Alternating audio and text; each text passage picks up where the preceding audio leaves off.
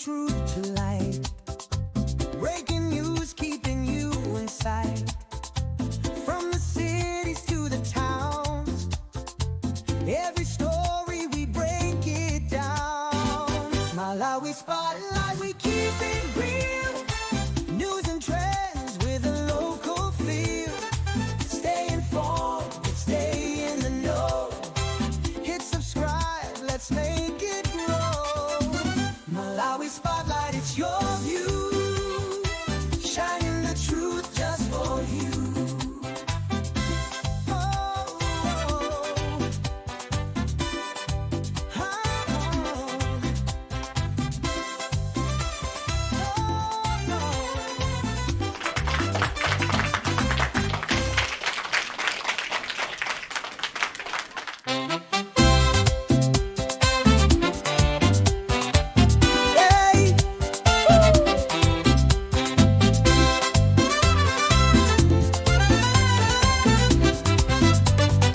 Shining bright, bringing truth to light.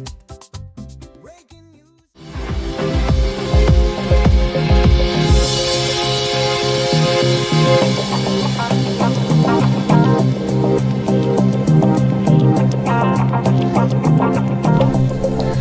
Tikulandireni kulikonse kumene mukutionera madzulo ano. Ndine Brian Banda ndi programu inanso sabata ino ya Times Exclusive. Amatipatsira maprogramu apano pa television ndi Rainbow Pens. Wow, I think K-Beach looks amazing on the door. The electric blue cuts it for me. Come on, look at the tango, candy pink, burnt orange, okay, sweet lime. Do you like what you see? You can dream it and live it.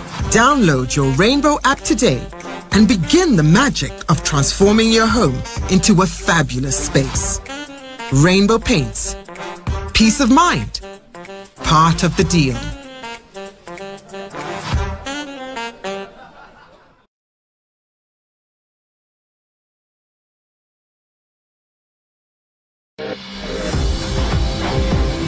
Mlendo wanga mprogramu madzulo ano ndi mmodzi mwa anthu amene amayimira anthu pa milandu yosiyanasiyana, chingerezi chake timati legal practitioner kapena kuti lawyer, amenenso ndi membala wa chipani cha Malawi Congress MCP Sylvester Ayuba James. Tikulandireni a lawyer, mwatilemekeza kwambiri madzulo ano pokhala nafe. I was looking forward to this day. Fadi mangu langu pa wireless. I'm humbled. Yes. Kudi inuyo ndi mmodzi mwa anthu otsatira chipani cha Malawi Congress amene mwakhala mukulankhula zina zimene zikulakwika kumene ku chipani cha Malawi Congress. Koma ndimafuna ndidziwe kuti MCP munalowa liti? Kusawabu. Kulowa mwina sikakali chichewa cha bwino pang'ono. Okay. Chifukwa nabadwa makolo awiri ngati wina aliyense. Okay. So bambo anga analala ku Mangochi. Okay. Ku Malombe. Okay. Kumudzi kwathumbira kumeneko. Okay. Mai anga akunkotakota. Okay. Koma mai anga mai awo banja lawo linasamukira kunkotakota kuchokera ku Nchisi ku Malomo kwa Kapangama. Okay. Hey, so we are Kapangamas. Okay. The Kapangamas. Okay. Koma kalikali mena samuka bakhala kunkotakota. So kunkotakotako ndikumene mati kwathu kwa ineyo kobadwira mayanga sabadwira konko ndi kunkotakotako pa nthawi imene timakhala kuti tikupanga transition as a country kupita ku multi-party democracy. Kwa mai anga uko kunali kuti sikunasinthe kunali kwa MCP. Okay. Mukundimvera? Yeah. Bambo anga ali IDF kwambiri. Okay. But bambo anga anamaliya ndi zaka I think 9. Okay. So I grew up kwa mayanga. I grew up mu family ya MCP. Okay. At some point I think I made a little bit of noise kutsutsana ndi koma ndili wang'ono kwambiri. Okay. Kutsutsana ndi zoti Malemu John Tembo aimeso kachikena kapanga alliance ndi UDF fana nthawi kanapanga alliance. Yes. So nakhala ngati ndawukira pang'ono kubanja kwathu mene osati kuchipani. Okay. Koma admittedly in 2014 tikupanga chisankho 2014 ata 2013 that is achakwera ata sankhidwa convention kuti ayimira nabweranso sopano full force kusana ndikupanga ndali zachani zachipani cha MCP. Okay. I was convinced kuti a John Tembo anapanga mbali yawo achoka pasandani munthu wina. Okay. Because my view that time was that Atembo anala akulu kwambiri achitako mbali yawo apase munthu wina. Yeah. So in 2008 pamene amakhala 2009 amakhala ngati kuti sakuchoka kupatsana ndi akupanga alliance ndi UDF, I was a bit disappointed.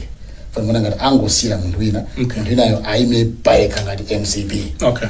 So that's the only time mene nakhala ngati ndapanga withdraw pang'ono. Okay. Ku nkhani za zo tangwanika ku MCP. Okay. At district level. Okay. Yeah. Yeah, koma from there 2013 ndili ku college ndakhala munthu MCP kuchasa college. Okay. Mpaka na pano. So ineyo background imene kwasani. Yeah. Sinimafuna kucheda ku MCP. Okay. Ine ngwa Congress. Ine nzosiyana. Okay. Wa MCP amatha kutuluka kukapanga zina bweraso ine MCP sinatuluke mu sinzatuluka poso ya. Ine ngwa Congress ndioti zovuta fotokoza kubadwira chama mafupa. Okay. So apart from kubadwira koma so ntafika kuti ndazindikira ndekha kuti dziko limene liziyenda bwanji. Okay. Ndale zimene ziyenda bwanji. Chipani choti ndi cha national choti chendise ndale za dziko kapena chendise boma limene zikhala bwanji. Nona be kuti chisankho changa cha MCP cha Malawi Congress Party chili bwino. Okay. Kuti founding principles za MCP zimagwirizana ndi mene zinthu zimene zikhalira. Yeah. Ngakhale kuti anthu ndi anthu akamende samazipotola apo ndi apo. Mashuruka the founding principles za MCP ndi zimene ndimona kuti zinthu zimene zikhala choncho mdziko. Okay. So pali kusiyana pakati pa MCP ndi Congress. Yes. Munthu wa MCP ndi munthu wa Congress. Muchichewa tu. Muchichewa. Ndosiyana. Mmadziwanaso kayankhulidwe kamene koko kuchipaniko? Kuchipaniko izo sizakuza umu ndimene mapangira ineyo. Okay, so pali kusiyana pakati pa MCP ndi Congress. Kwa ineyo. Yes. Okay. Ine ngwa Congress. Chifukwa Congress samasunthike ya. Kachipane kaja kakusuka kuti tekeseka kachita banji kakhala sanza Congress amati chipanga ngati chiti. Okay, so ndimene pali a president chakwera. Ndiye pali Congress. Yeah. Mukoza kwadi mukukoza. Nanga si Congress ndi institution. Okay. Malawi Congress Party. Tikati Congress yo mangopanga mangodula. Yes. Mangofupikisa. Malawi Congress Party ndi institution. Ndi chinthu chimene a president chakwera ngati wina aliyense anachipeza adzachisiya. Kamundiva? Yes. So Congress yo ilipo mpaka nakaleka. So you are not associated in the Congress achakwera. Ino ndi wa Congress. Ine ndi wa Congress. Ayo associated ni munthu no. Simunabwere ku Congress chifaja a president chakwera kapena John Tembo. Kwa mayanga wakhala ku Congress Okay. Yes. Okay. So alipo ambiri amene amaziona so choncho. Sindikudziwa chifukwa ma conversation amene makhala nawo ndi anthu. Tikamacheza makukamo. Ukauza kuti ena kuti ine ndi wa Congress wa MCP.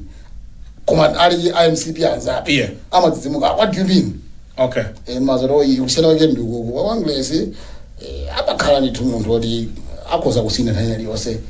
Ndopeza kuti mina nthawi yake wapanga izo koma ifeyo ami wa MCP rapa. Okay. Akhoza kusina nthawi iliyonse akhoza kupeza kuti wawukirapo wabwerapo. Okay. Koma ifeyo ngati ineyo Congress. Okay. Zinthu zikamakhala kuti zachitika ngati mu zomwe sinugwiza nazo. Inde sininganyanyale chipani cha. Ine ndikhoza ngodzudzira ndiri muti ndili nkatimo. Chifukwa umu ndi family mwanga, family yako musunga rulungi. So Congress itawina with Tonse. Munalo okondwa wanje kuti muli mboma tsopano. Nalo okondwa kwambiri. eti nalokonda kwapika munachita nawo kampeni kuti kwapika achita nawo kampeni kuyika mutu panjanjika.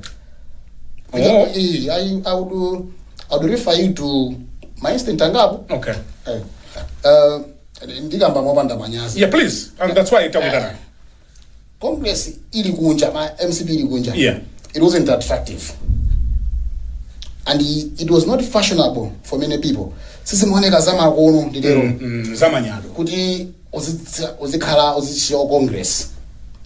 Among them, and hamesa funo banga sit ni Congress, anali maloya. Maloya mbili, wape mhoteleza kuni chilo chibani, amagana. Okay.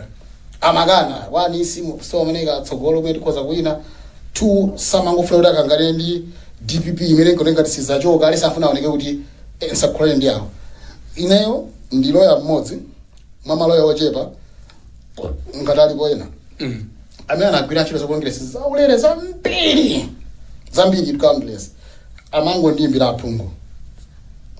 Bina so bina osata aphungu, bina so anthu makonstituency chairman kwa itinga kuti kuno umwana mmanga pena so sana mmange pa zimza chipani. Okay. Ko bongo vati anthu ali associated kwambiri ndi chipani, neso mazoso neso ne lawyer mapanga kwambiri za chipani. Nakuba chilo zambiri to the extent that my partner at that time anandifusa kuti koma izizi sizatheka kuti munthu akuthamangisa ku rent for sukupanga ndalama. Yeah. Ungokhala ukira chilo za chifundo za chipani. Okay. Zinafika mpaka mene bo? Amweni. Kumakhala tu taija makamaka in the run up to the elections 2019. Kunali tu kumangidwa, anthu amangidwa Hamas. I remember Nyamata oyendesa chigani kuti mali chembaula. Okay. Chima enda midzi masokola anthu likalembetseni kiwe cha MCB. Analiba wamangaliti.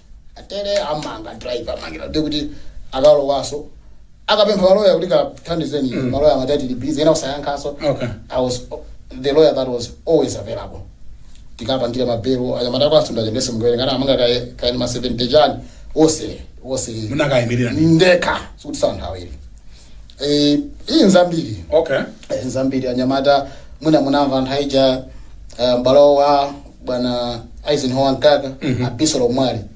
Abisalo Mwali. Okay. I think Abisalo Mwali sana manga ku constituency akubanga mobilize anthu. Yes. Constituency ya Nkaka. Usewa na mangora ko Ayuba I was handy. Most critical kani ya injunction imene MCP inatenga through a secretary general. Imene kuti atanki mwapasa. Asabangire confirm kukhala ndani speaker of parliament.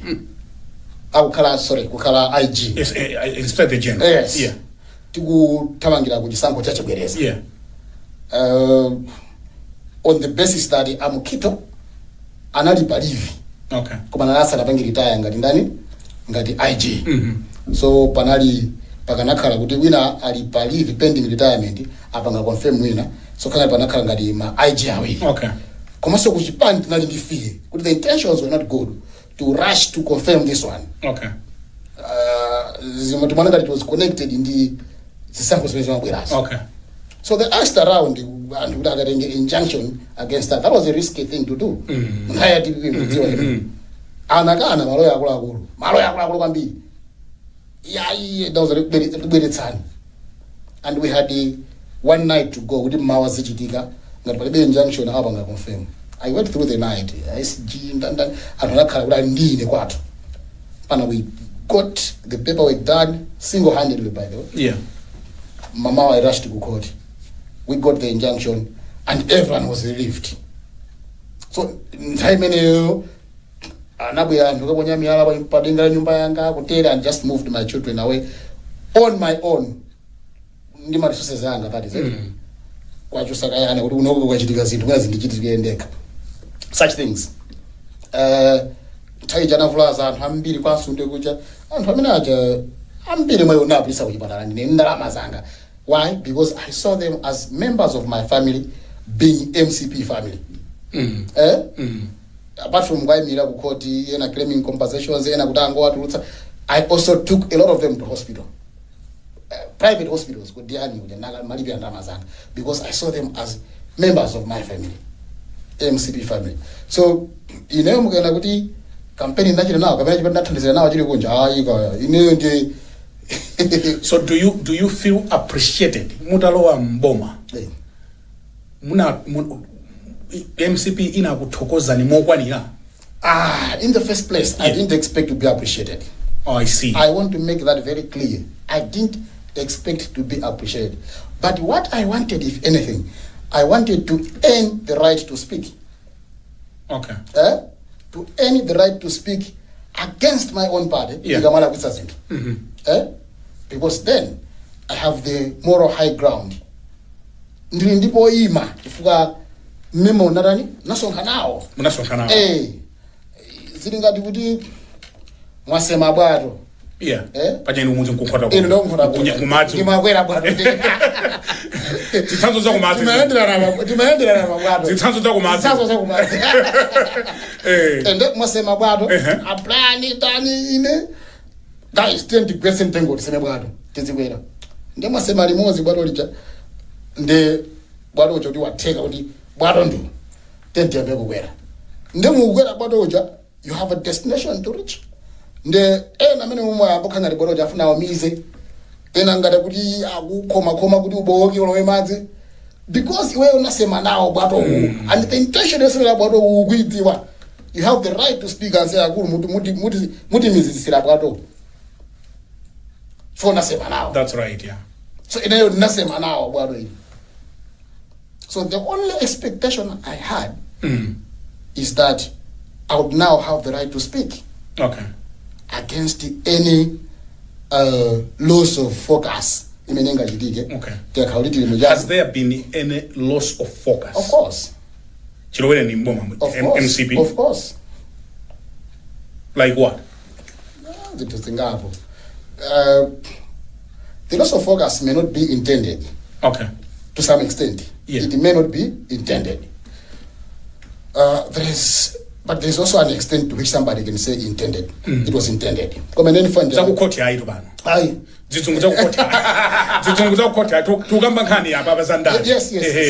Zandare ya zadziko. Zadziko.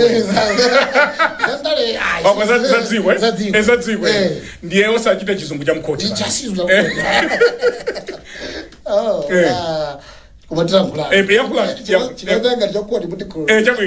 Please go ahead.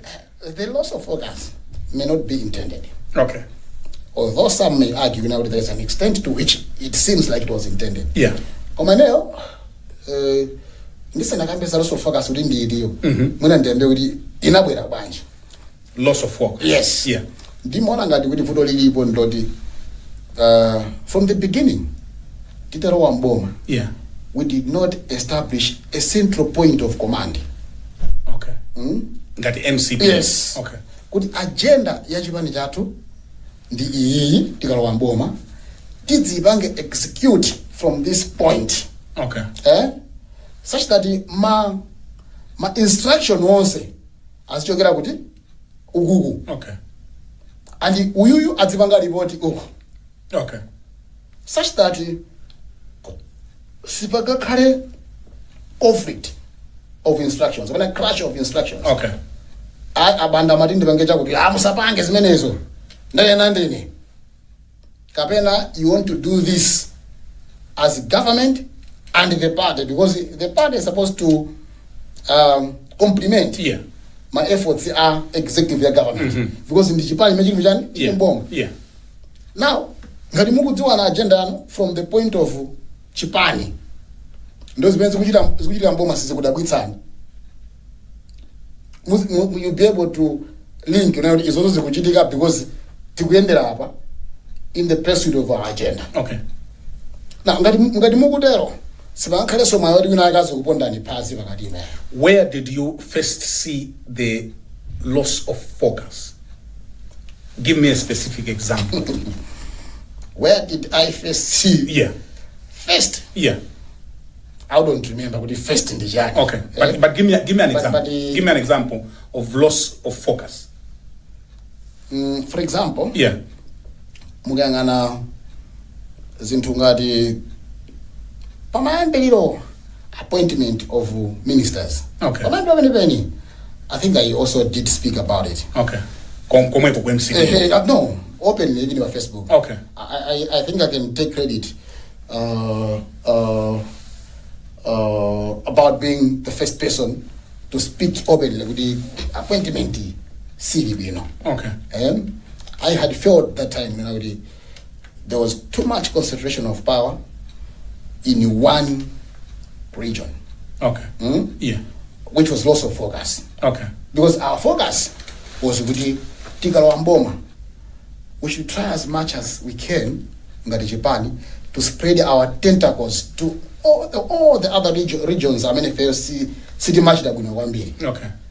Yeah. And become as national as we could be. To the party possible to figure. So, also in the first appointment of the cabinet, okay. As an individual. Yeah. Now, think about the okay. Yeah. Of course, it's a government that has been met with a number of calamities. Yeah. In Mugudziwa, managed disaster mbili. Yeah. And I sympathize with the president and our party. Kuti tinatenga boma munthawi yatsoka kwambiri. President wacha kwera palibe chaka chimene unachitika natural disaster. Actually the worst natural disasters over our time as a generation. After the Palombe, Ujeni inachitika 1991 or thereabouts. The worst imene inachitika nthawi yacha kwera. So mwina zimene zonse zapangaso contribute to loss of focus. If we have had to divert resources from one area of investment as a government to another area, or to response to disasters by way of relief. Okay. The also contribute to loss of focus. Generally, if we didn't put in place a central area of command which could drive the agenda, could it all say Zibanga Chimotsi?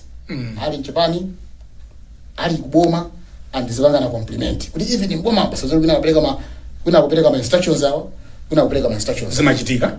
Okay. For example, how do you explain kutetsa mpirizano wa passport 2020 the company cha Technobrain? I think that was 2020. Yes.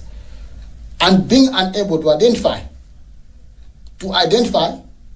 company in mpaka 2025. How do you explain that? Ndi akuchita print ma passport in that. Asindiwadziwa, I'm not in government. Koma ndingoona ngati. So you want to tell us that they haven't identified or print ma passport? Ma passport are printed inayanga imendukisa ile wanoba is replacement ane print yanywani koma akuprinted namva nawerenga kuti sanapeze permanent supplier. Okay. And that's why mina ma region ena ntchito mpaka na masinatani. Yeah. Kumangoji, I think Blanta yasa uno. So you see unena kuti ababa tunaluza focus. Kuti why is so kusolano lote zikutenga nthawi bwanji? Okay. And the only explanation we have is because amapondana wantu. When I got let's deal with this one. Let's deal with this one. Let's deal with that one. Listen to my verse on radio fuel. I think you're gonna wait in gas. So you Carlos Averenga. Yeah.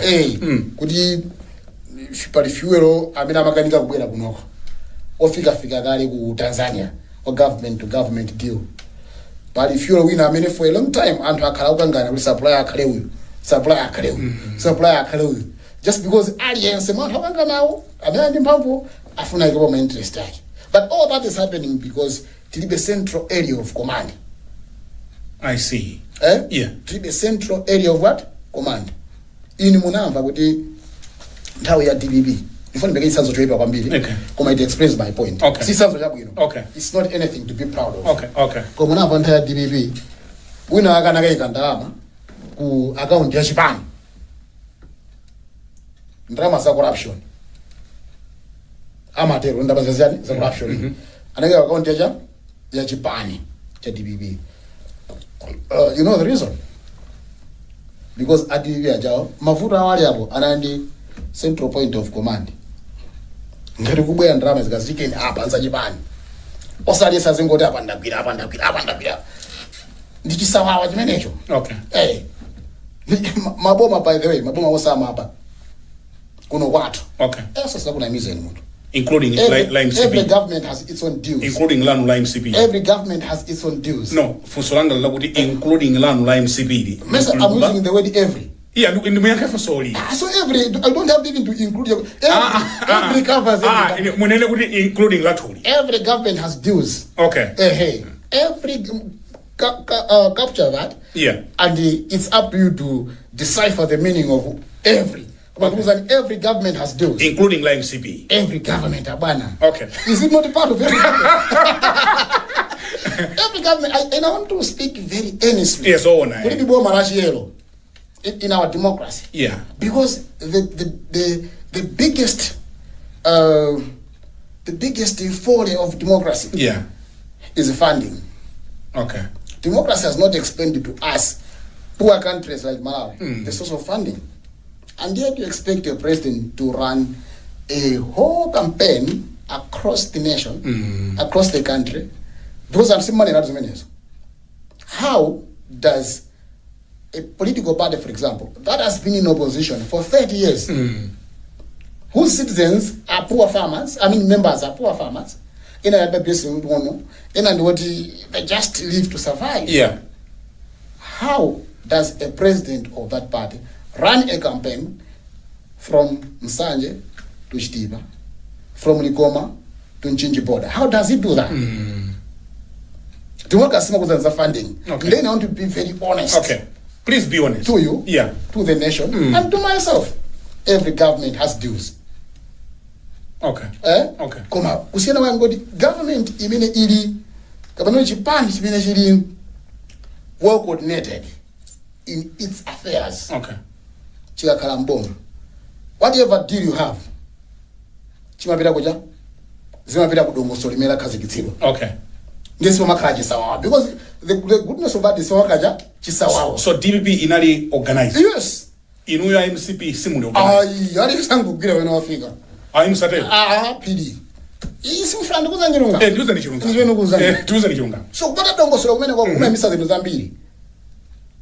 You have got to organize yourself so that because nobody we should come to you with democracy pale awa sadzapanga dilo amenye kuzamenye makofi. Hakuna mezani. How do they run the campaigns? How do they pay back the people that funded the campaign? And even in your season, simafusa banje. Makango dabwa antu akalowa. I've even proposed, why don't we have a law? Because we can't deal with this as long as we keep clinging to this useless democracy. Democracy for me, as a sample of Kofubi, is useless. Okay. But if we choose to cling to it, why then don't we have a law that mitigates corruption and shady deals by saying 30% or 40% of government businesses? Zipite kwa anthu amene abanga fund chipani chosera wewe mboma. So that we tingoita muonetsera. Tingovomereza. Ndio kuti 30% ukapita 40 ima timakabwezera abinana tifund. So let's have a law. Abana, we can't keep pretending. We can't keep pretending. Let's have a law. 30% of government contracts is zipita kwa anthu amene abanga fund chipani. And we know them. And this is what we can audit. 30% jandi mwapatsa yakwana. MCP anakuchita ni funding nda. Simadziwa. Koma alipo amene anachita funding. That's the problem if you have a central command. Yeah. Point. Mutu makala basu nena kuti awati basamwa kuti. No sengo madzo. Maso audio asine kana kala ine fukene sindiri kuntunda ya. Koma at least anthu ngeli kweza kudziwa kuti kumene koko. Koma chipanjira chili chose democracy.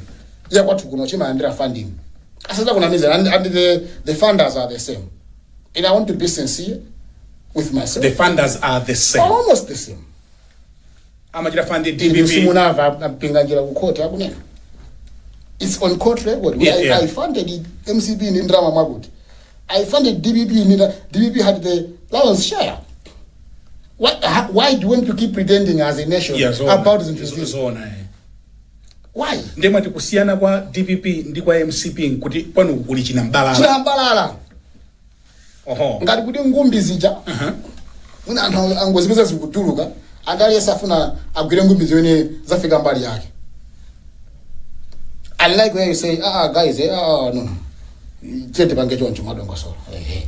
Ndalama zakabwera olandira nduyo. Chinambalala chimene choti. Yeah. Muchivesisa bwino. Yes. Sithandauza kunena kuti MCP inde kuti ikupeza ndalama kwambiri. Okay. Yeah. Koma chingo thandauza kunena kuti kuipa kwa chinambalala choti kuti amachuluka anthu oponda zinthu kuti sisasunthe. MCP. Pene chinambalala. Okay, chabu. So you are talking of chinambala. Okay. Chinambala pamalo. Yeah. Amachuluka anthu oponda zinthu kuti serani zisayende because aliyese would give instructions according to his interests. Okay. And then zikhoza panga direro any plans that you have kuti musunde. I see. Ngondive. Oleni omvera khala yenu ya Brian kuchimba kwano. Ini mukumuza kandi mlonda tasisani hapa. And your wife comes, no musiyani kaya hapa. Ine ndakuza nimpakeze. Chino siyenda kaya. Inu mupite kumunda mukalime. Wina uli ndakulumani kuchikayo. Chino siyenda. You waste a lot of time kumango usunta kuloyera. You can't take a direction. So that's where the loss of focus emanates from. Tichite break pang'ono. Tibwera sondino posa. Breaking jabu ino. Fine ndani na ndo. Ngati mwango tepeza kumene mukuonera ndi program ya Times Exclusive ndi aloyawa Sylvester Ayuba James, membala wakadi yake wa chipani cha Malawi Congress, komanso ndi munthu amene amayimira anthu pa milandu zosiyana-siyana. Akutipatsira programu iyi madzulo ano ndi Rainbow Paints. Wow, I think K-Pitch looks amazing on the door. The electric blue calls it for me. Come on, look at the tango, candy pink, burnt orange, okay, sweet lime. Do you like what you see? You can dream it and live it. Download your Rainbow app today and begin the magic of transforming your home into a fabulous space. Rainbow Paints. Peace of mind. Part of the deal.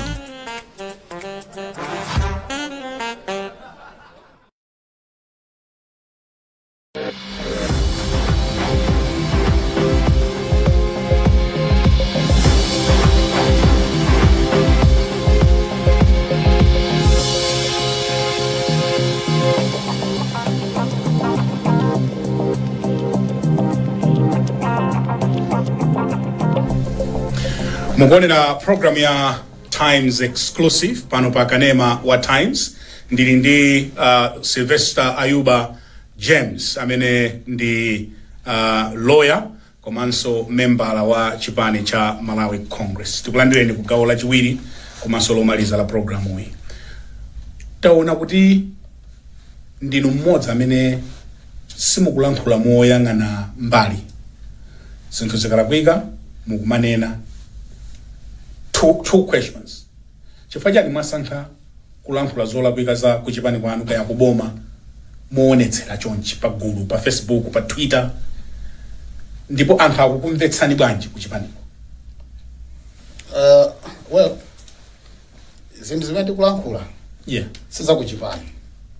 Siza kuchipani? Ndiza national. Ndiza national Chipani panopa chikulamulira dziko lino. Osekulamulira koma chikuyendetsa. Kulamulira simala bwino. I've always tried to avoid maudi kulamulira. Kulamulira simala bwino mu democracy. Tikuyendetsa dziko. Anati pasa udindo Malawi. Kuti titumikire. Tikuyendetsa dziko. Ndezi zimene tikuzeka pacha nza national.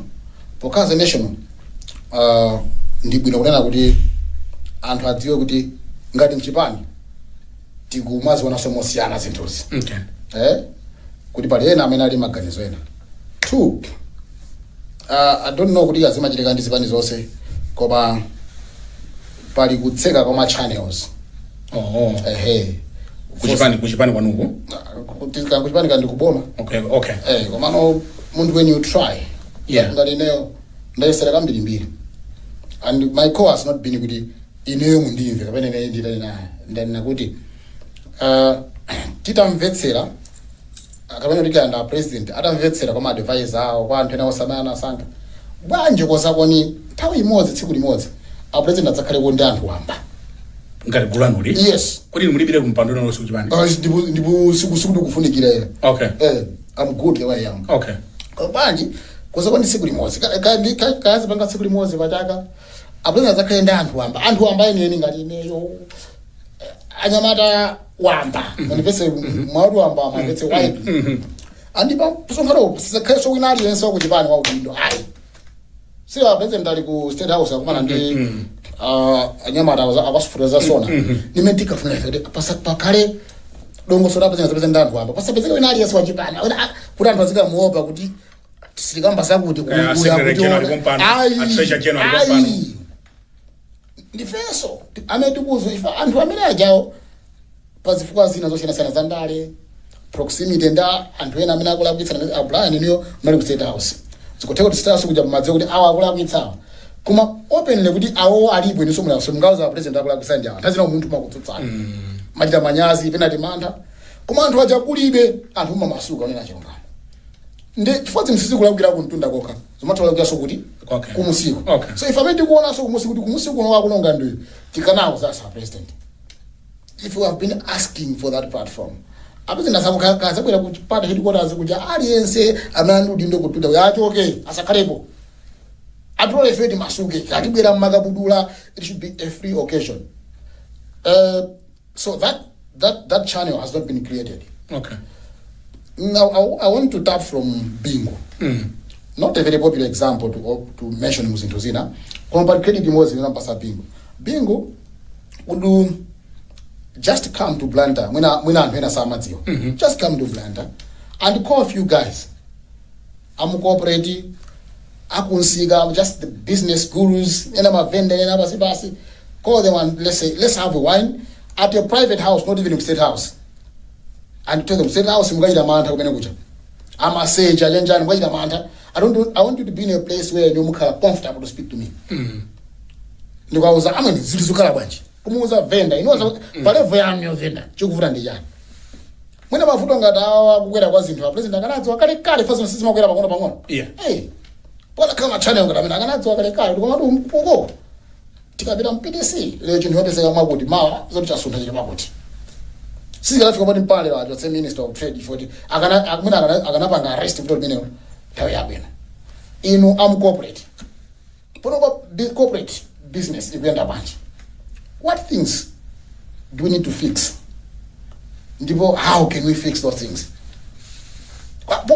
Platform yo masuka basake so muntu waona yo aje kuti uyu akwa traditional pieza ai. And that was the secret to Bingo's success the first 5 years. Informal channels. Abana informal channel ndiye bwino kwa mbili. So inu kwani kusimu ubanga zimene. And I've texted the president several times. I was not in the council. The response is the same. Not in the council. Simply was a phone call. In ndikuze ndikuduku kuchitika is are not in the council. I've never gotten that opportunity. We have asked for a platform through the structure. Tipempere koni. If ndo wachi kuonda chipani, if ndibe kopita kuna kulikose. Ndipo kwa ineyo ngati nayo personal. It scares me. So mukamanga nkula mukamava MCP. Say that again? It scares me. What scares you? The possibility of having my party out of government. Scares me a lot. It scares me a lot. Bwanyi mwachita zoiba zambiri? No. Because ndikayangana zapasi pano pano. MCP ni mene kwa ineyo ini good intentions. Ngati ikupoira ikulepera much naivete. Kuma in terms of the intentions to do things right. Ngati ikulepera because of naivete. Okay. Mwina kusadziwa kupanga zinthu zina ndi zina. Okay. Kuma in terms of zolinga zabwino. Yeah. So cause zinthu. MCP is the best participants pano. That's why it scares me to have them out. Because president zina ino mukudziwa ino anthu DBB zikwavuta amapanga sotamo. Yeah. No makala pansi umatseka miso ana adati zikwavuta ndikale. MCP has been humble. But my differences mukutha kwaona. Koma kola nyamatadzi kwanje ku. A president kwa nyamatadzi kwanje. Nanga si pali makhadwe na samathira to machango. Okay.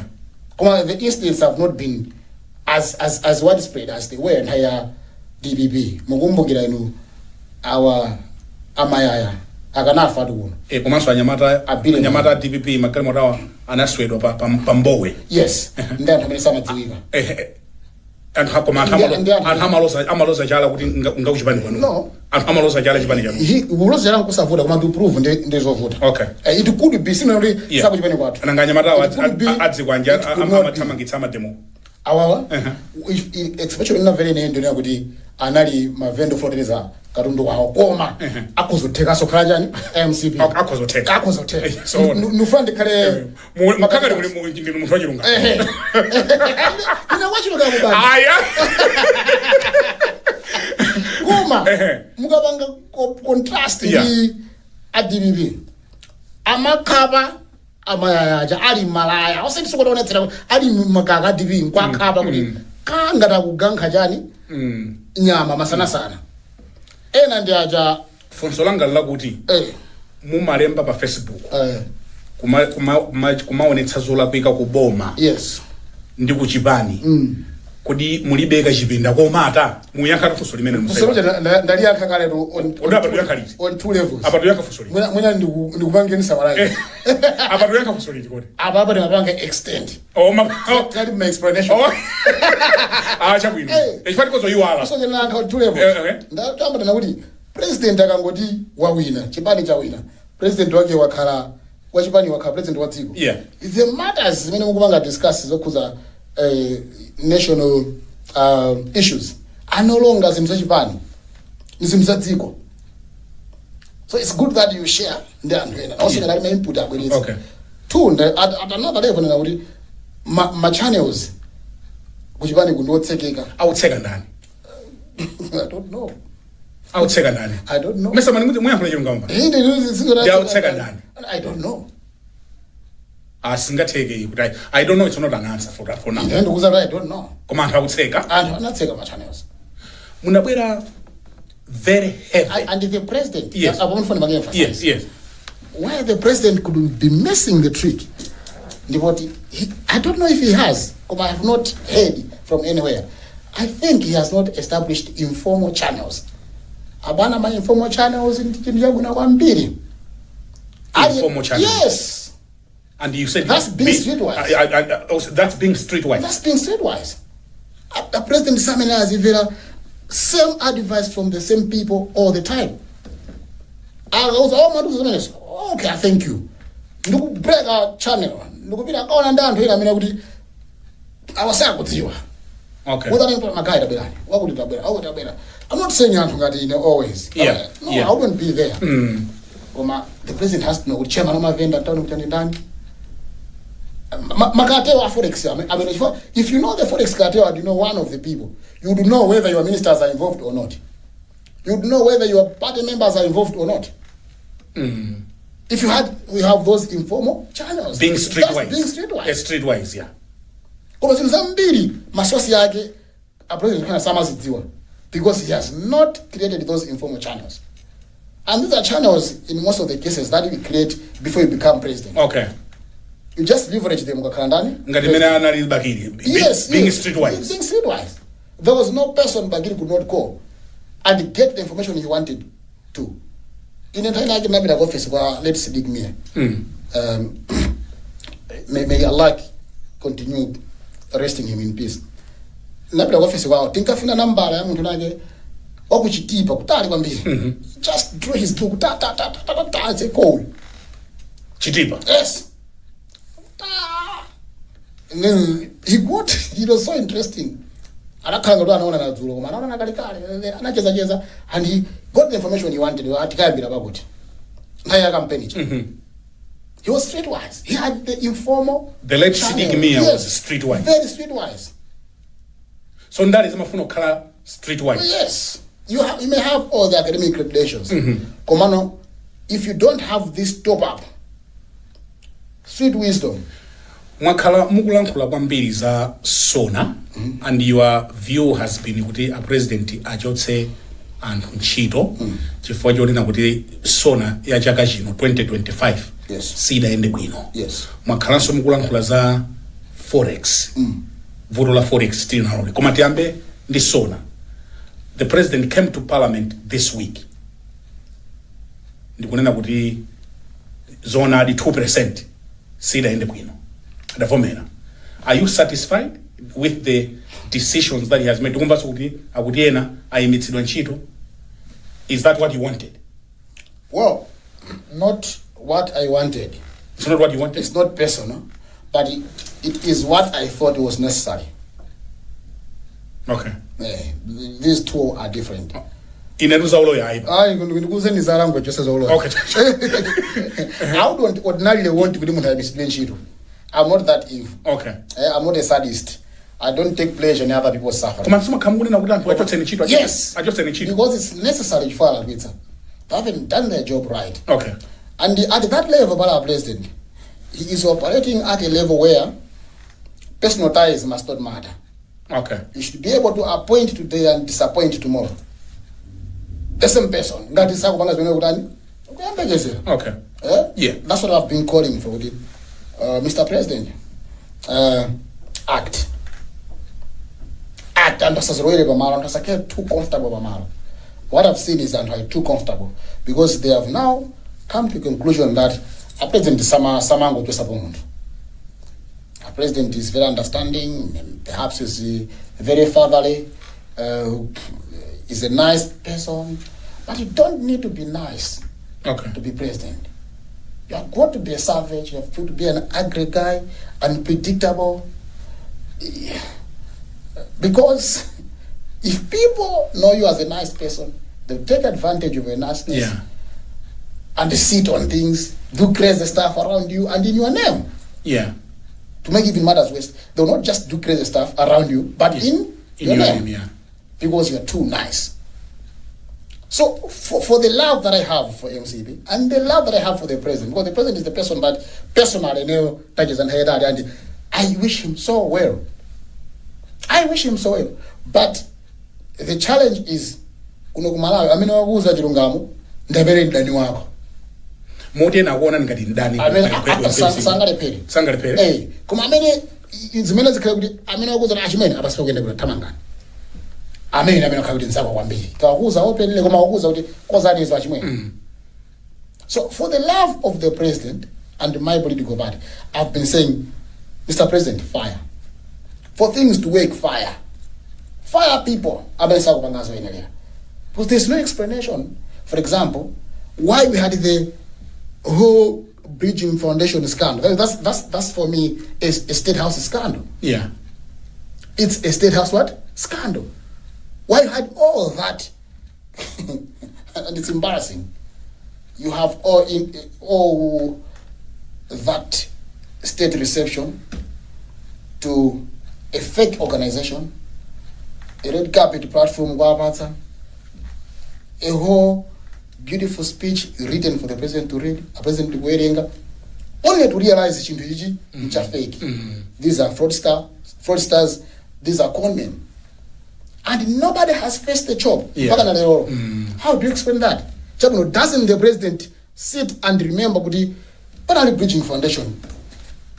Where is the project? Who are those people? Doesn't he do that? And if he does, what is the explanation that they give to him? And why not fire them? You have to fire to show seriousness. So that's where I have the problem. Ndiye munagamba so this week nkhani ya forex. Nkhawa yanu ili pati. Nkhani ya forex. Nkhawa yanga ndiye ikulu. Ndiye ikulu? Forex ndiye dziko kaya. Nkhawa yanga ndiye ikulu, and I don't think you have the time when for the Koma mwachidule. Mwachidule. Nkhani ya forex nena kuti nkhawa ndiyoti we are not doing enough to whip back the forex that is on the black market into the banks. We are not doing enough. Oh man, it's sad we didn't even have your photos. In economics, I've done some reading, I've done some asking, some consultation, and I've come to make some 2 or 3 or 4 conclusions about where the problem lies in the long term and in the short term as well, and what could be done to address it in the long term and in the short term as well. For example, if we have not been preparing well for this situation.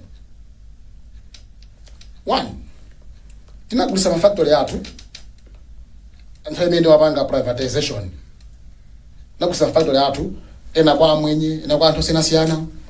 The government owes almost nothing in terms of the many players in the manufacturing. Or just say in the financial sector. We don't own almost nothing. Muganga na sugar timetina salima sugar ekai koma largest share ndi ilovo manufacturing mukayangana tea kucholo mukayangana macadamia everything zili ma private owners.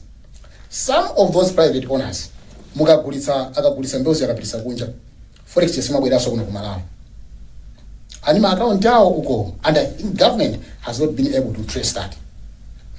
So over time our returns of forex have been dwindling and it's problem with MCB. Several MCB it has been created for some time. Yeah. MCB DPP amalipimba because tinamba tosa akabereka ndalama mwakatapira to cover amakabereka ndalama DPP mwakatapira sinkhani ili ku court imene to cover shortage chili ku court ni kusona kuti awadala kwa kapena EI koma zoti zimachitika is not disputed. Okay. Ndiye achichola ikwakhudza bwanji nkhani chifukwa this week you were also hard on finance minister chichola ndi secretary to treasury. Secretary to treasury sina gundepo office yawo. Okay. Koma ndanena kuti the minister of finance has not done enough. Ala kwajani a minister of finance back nikudandalo simu ndipasa mpara unipanga analyze our forex situation. No, because we don't have much time. Koma it's connected in this mene munaleba sabata mene zachichola. I think you might comment. Okay, please go ahead. Please go ahead. Yes. I'll give you 3 more minutes. Okay, me and just said now kukula kwa nthawi ngati dziko komezolera kuti ma industry athu chifukwa kuchuka na kwanthu are becoming diverse.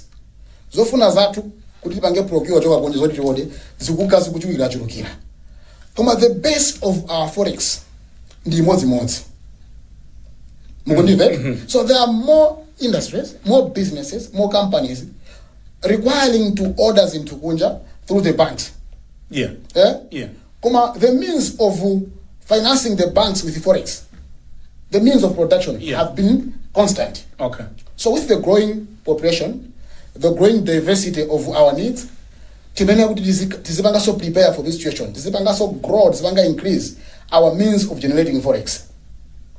So it's a mess that has been created over time. Two, see what the 3 minutes yok. Yes. Please. Atu amina wapita kunja. Ngati, for example, the president would take 20 people in his entourage. Awapita kandi ku UN kuja. Aliyese ampangira forex requisition from the banks. Those are formal channels. Brian akupasani mapita apo kunja in Medical State House. Akupasani kandi let's say $2,000. Wina aso bagulano jampasa let's say $1,000. Wakama luchino serasiana. Experience has shown that most of them don't exhaust all that amount kunja kuja. Ana kandi ma pressing need awo. They can buy perfume kunja kuja, they can spend at night clubs, balance aja amasungira koma panga withdraw. So when they come here, instead of putting that money back into the banks, amabira pa pantengo bacha ndokasintisa chifukwa akufuna rate yokwera. Ndekuti ma triba akunjawa akuusidwa as a means of taking money, taking forex out of the bank ukayika pantengo. And there is no mechanism to trace kuti inu mutachoka kunja chino na trans change chingati. Ndipo makasitisa kuti. 3, pala anthu ena ma department ena ambirimbiri mboma oti amapangira magali moto kwa Great X lero 3 years amati njanda ndiyani. Ndoti kama mkhala bwino opposition njaba bwera munthu wina koma they have to replace gali moto manager. That's right, yeah. And magamo na majari ma forex. Because you can't order, for example, last time Chani FDH Bank was struggling to raise money forex to procure magamo na charge. There was no forex.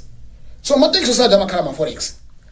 Why don't you say instead of gali moto we banga right of 3 years, let's extend this lifespan because these are all service stickers. Tima gali moto ya Japan ya before tima kwenda zakateni kama kwenda kuno bino ajama kama na nyua na dola Malawi. Why don't Singate 3 years? If Singate 3 years, what don't you say 3 years ngati nali benefit yanu tikwasani makwacha an equivalence of what you have received in the value of the vehicle. Koma gali moto ya lifespan akitika for 6 years. So you don't procure gali moto in 3 years. Why don't you say that? And you are saving a whole lot of forex. So there are several policies that are that are wrong. Mboma. Okay. And there is no serious effort to cut off policies kuti tatira ababa sizani. So nkhani ya forex ndi vuto latu. Okay. And then palibeso njira kuti ya serious kuti tikupanga deal ndi illegal trading of forex as a government unosa kuti izizi zonyasa zitere apa ndalama zibwerere uko. Now those are short term remedies. Koma in the long term we've got to find ways of generating more forex. Now chisanzo china maburundi kuno kamatenga mtedza wa mbiri yeah, soya wa mbiri apana ku Kenya ku DRC chanchan they trade in forex mene kuchapa yeah, in dollars. yeah. Koma who has ever followed kuti forex mene mabwera bwanji kuno? Okay. A lot of them, if not all of them, have accounts kuti well. Okay. So they tell munhu kumene kuti mundire ma account iyi and you kunoko they reserve little something for order ina. Mukambe nkhani ngati za excuse me, mukambe nkhani ngati za MRA inu apply muindi company. That's what is happening with a lot of our money. I'm not an economist, okay, but I think these things are basic. Yeah. MRA muindi company you itana you order kanonjo kunja kufika border MRA will just clear. I don't know ngara sinta pano pakoma until lately that was the trend. You will just clear your goods without requiring you to show evidence. Kuda bana kanundu yu mnalipira banji ngati mnalipira through black market kanundu tagwira. Because when you do that you are depriving the black market of market ya forex. Yeah, that's right. Yeah. So when you start sapita ngati mnalipira kanundu yu without using the bank tagwira kanundu talanda is illegal. Ndona mwenye jaza kauza magai kusitu kula ndama sibere kuti ndama sibere ku bank. So but zambiri ziwe zikanachitika zokuza forex ziwe zitani sizi kuchitika. And I repeat to say I'm not an economist. So is firing But Sosteni Gwengwe solving the problem? Well, it could be a small part of it because perhaps the minister wasn't doing a lot of active work on the ground. Okay. To police the prices. Okay. To police and mitigate the inflation. Yeah.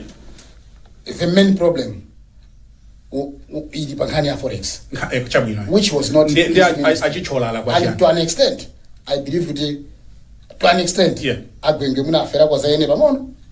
You believe so? Yes, afera kwa zayeni pamono because iwo anangochedwa kuyamba kuyenda pansika. Okay. Kucheka kuti kodini mukukweza chifukwa chani. So achichola ala kwa chani.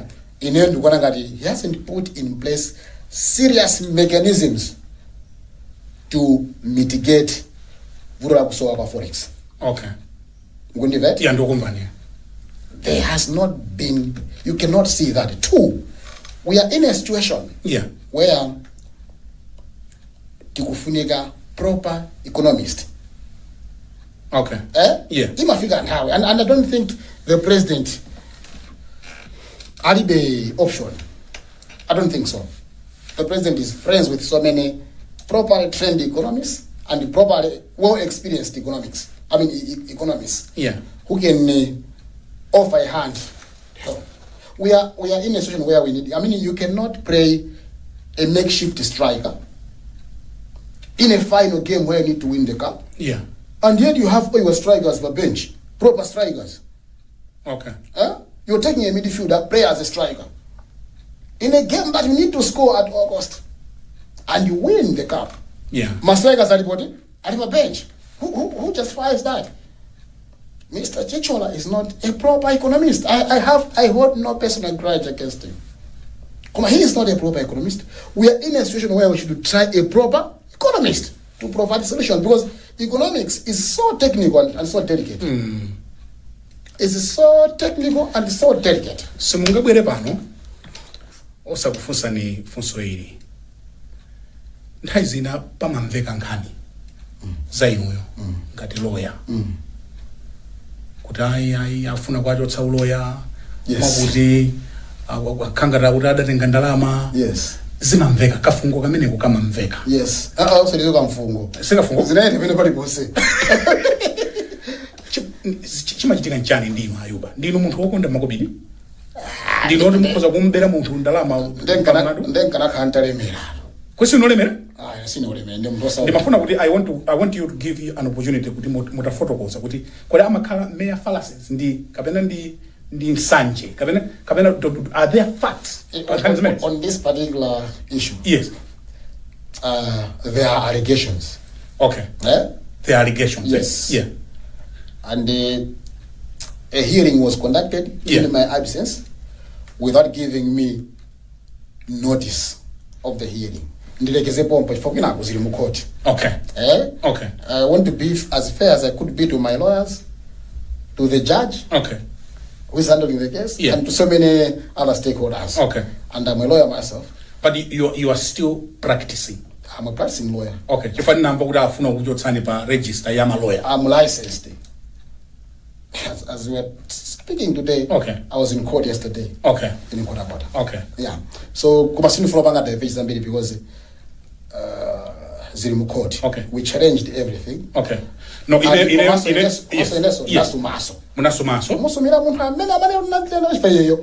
believe he has my money. I don't want to say anything more than this for obvious reasons.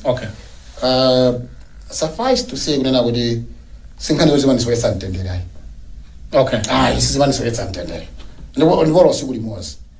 Because when you know, so the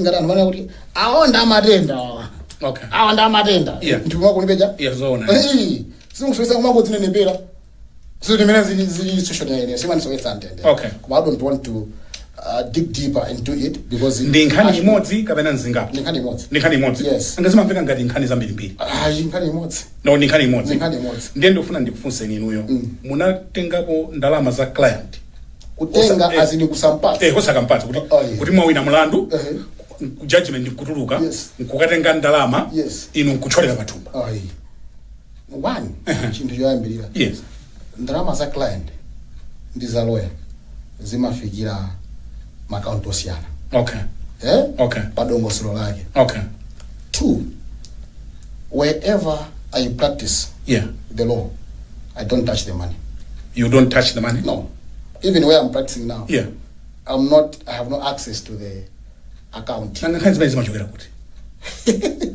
Nzafotokoza ineyo I hope because when it's negative you want to kudimu yugoke yakati muntu yamugomera mana kamera nganisa kumbana koma ifeta ukatsani nthawi so people celebrate kunyozeka kwa muntu wina then muntu wina akauti wajabika mujaba anakasana ubaka mabwe ne bwalo mbatho kujaba makozo kuja kwa muntu sana lapho ino simufuna kuti wajabika uja mumpase kamera anthu amuone kuti koma muntu uja wajabika zona I hope kodi likazandi tsukuluza ndikuone mukazo kuti mutatsukuluzidwa usaluganiza chapi ndikudziwa chifukwa ndilibe ndilibe donto simuna tenge sangabwereso apa nkutipeleka kumboniza nditi ndosimakhala mmapepa ala do you think kuti timalizire pamene pamadzulo ano iyoyo ndimaona kuti